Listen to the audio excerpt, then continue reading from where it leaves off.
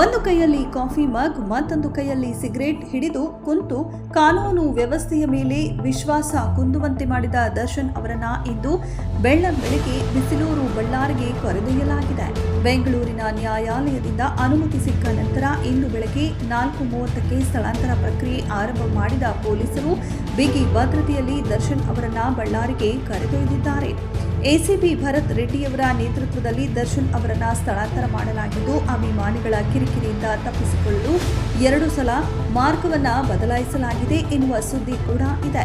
ಆರಂಭದಲ್ಲಿ ಬೆಂಗಳೂರು, ತುಮಕೂರು, ಚಳ್ಳಕೆರೆ ಮೂಲಕ ಮೊಳಕಾಲ್ಮೂರು ಮತ್ತು ರಾಂಪುರ ತಲುಪಿ ಅಲ್ಲಿಂದ ಬಳ್ಳಾರಿಗೆ ಹೋಗಲು ಪೊಲೀಸರು ನಿರ್ಧಾರ ಮಾಡಿದ್ರು. ಆದರೆ ಆನಂತರ ರೂಟ್ ಮ್ಯಾಪ್ ಬದಲಿಸಿದ ಪೊಲೀಸರು ಆಂಧ್ರ ಮಾರ್ಗದಲ್ಲಿ ಪ್ರಯಾಣ ಬೆಳೆಸಿದ್ರು. ಪರಪ್ಪನ ಅಗ್ರಹಾರದಿಂದ silk board, Mekhri circle, Hebbal, Yelahanka, Devanahalli, Chikkaballapur, Bagepalli, Penukonda ಹಾಗೂ ಅನಂತಪುರ ಮಾರ್ಗವಾಗಿ ಬಳ್ಳಾರಿಯನ್ನ ಪ್ರವೇಶಿಸಲು ನಿರ್ಧರಿಸಿದ್ರು.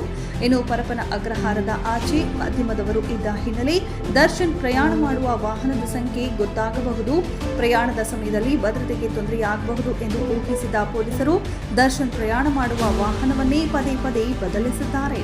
ಮೊದಲು ಪರಪ್ಪನ ಅಗ್ರಹಾರದಿಂದ ಹೊರಡುವಾಗ ದರ್ಶನ್ ಅವರನ್ನ ಬಿಳಿ ಬಣ್ಣದ ವ್ಯಾನ್ನಲ್ಲಿ ಕೂರಿಸಿದ ಪೊಲೀಸರು ಜೈಲಿಂದ ತುಸು ದೂರ ಹೋದ ನಂತರ ನೀಲಿ ಬಣ್ಣದ ಬೆಲೋರೋ ವಾಹನದಲ್ಲಿ ಅವರನ್ನ ಕರೆದೊಯ್ದರು ಎನ್ನಲಾಗಿದೆ.